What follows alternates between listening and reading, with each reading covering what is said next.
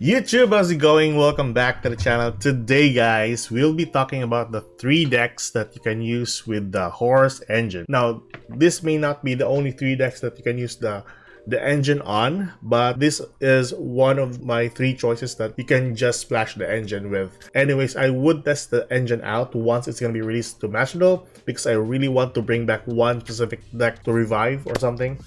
But anyways, enough about that. We're going to talk about the tier element with the Horus, the Orcus with the Horus, and the PK with the Horus. Now, I'm pretty sure that you guys have some other cool ideas out there that you might pair the Horus with. So tell me in the comment section below if there are other decks that you want me to test out with the Horus engine. But anyways, enough about that. Let's go towards our first deck, which is the tier element Horus.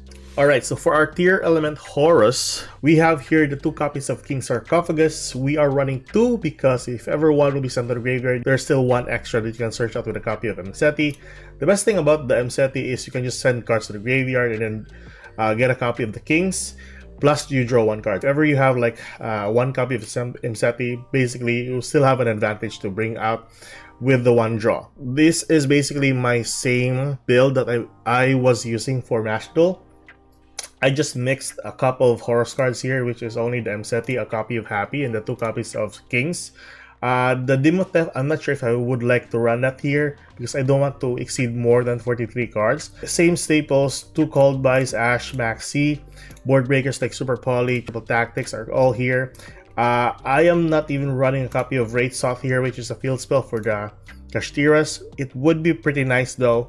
But yeah, that's just basically questionable for me at this point on. But yeah, same old lineup that I was using. So far so good. It was really like consistent enough as long as you have a copy of the Kings or a copy of Mseti on hand.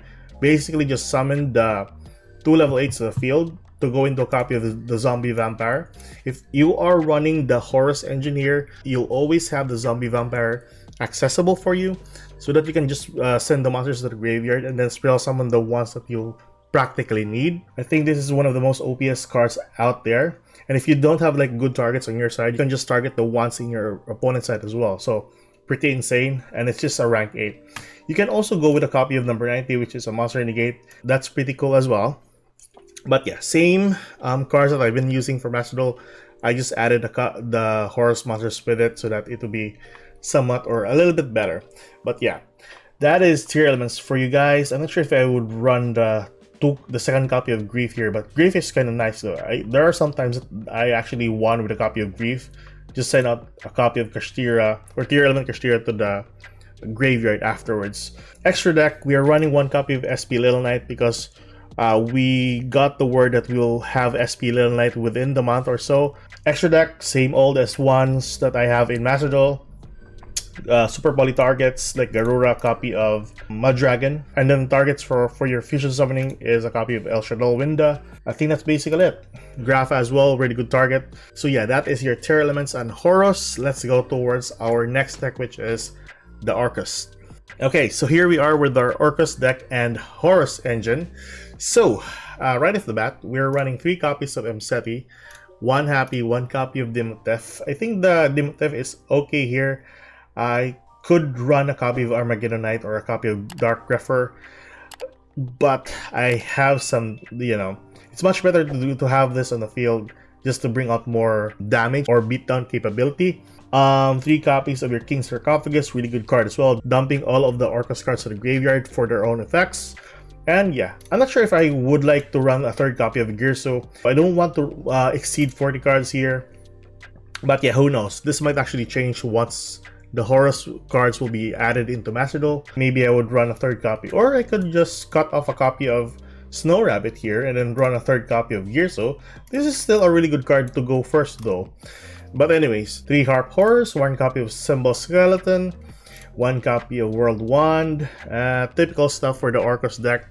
Way back, we are running the Armageddon and Grepher, but now it's practically okay though because of the Horus cards going into a copy of Zombie Vampire. Any cards that you hit to the graveyard, whether it's Orcus or what, it would, well, typically you want to hit the Orcus ones. So yeah, they would really benefit from that. And then, yeah, same old stuff for the Orcos, 2 Dingirso, 2 copies of Galatea, SP Knight, of course, and yeah, your number 90 because level 8s are easy enough to summon to the field.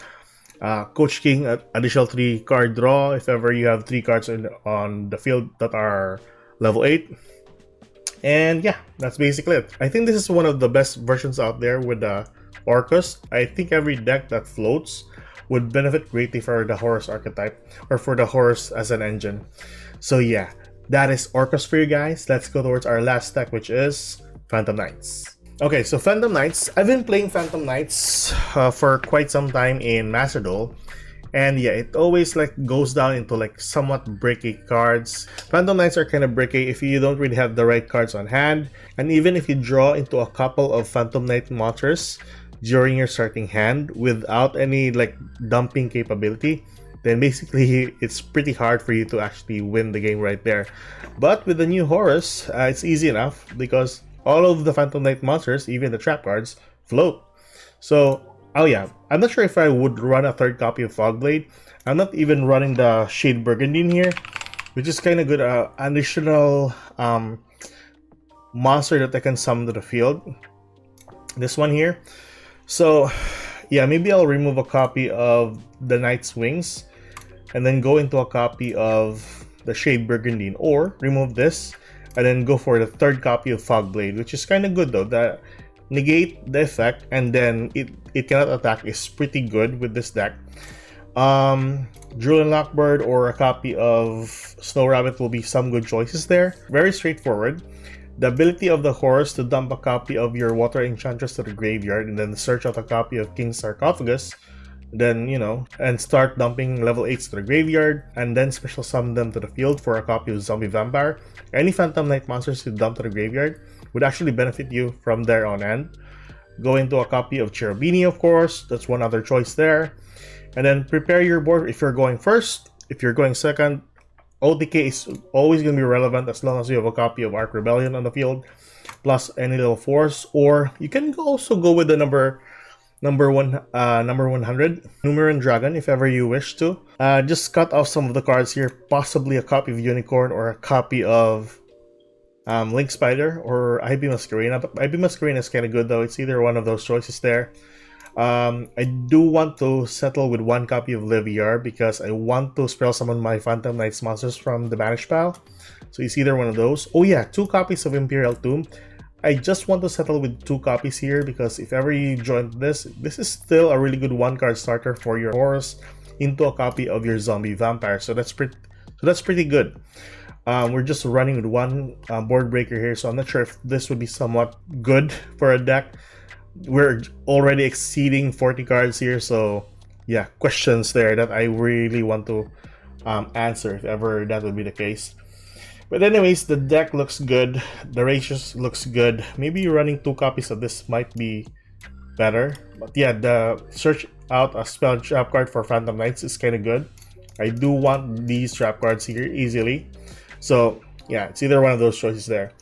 But anyways, those are the Phantom Knights, the Arcus, and the Tier Elements. There are some other good decks out there that really benefits quite a lot if ever they are in the graveyard, or if they want to use the graveyard as fodders for any of their effects on the field or on the hand.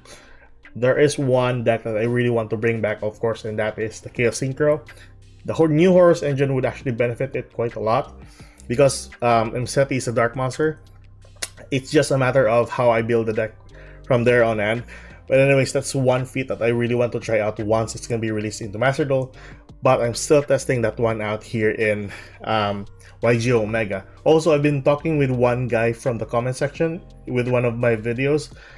I wanted to know how the Tenpai decks can work. I already played this deck out in one of the active games here in YugiOh Omega, but I'm still like very new to it. Of course, I'm using the TCG format, of course, so it's kind of like weird. Like, for example, Called by the Grave is 1 copy, Fenrir is on 3, I think, for TCG. Some other stuff like that, no Max C, so that's one of the cases there. But it was kind of fun using Tenpai Dragons in the TCG, so I would really like to talk with that guy once he is online, or yeah, once we can talk. But anyways, that is it for today, guys. Keep safe, good luck if you like this kind of content. Hope you enjoyed the 3 showcase with the new Horus engine. I'll be showcasing more like this, hopefully with the TCG in the next video.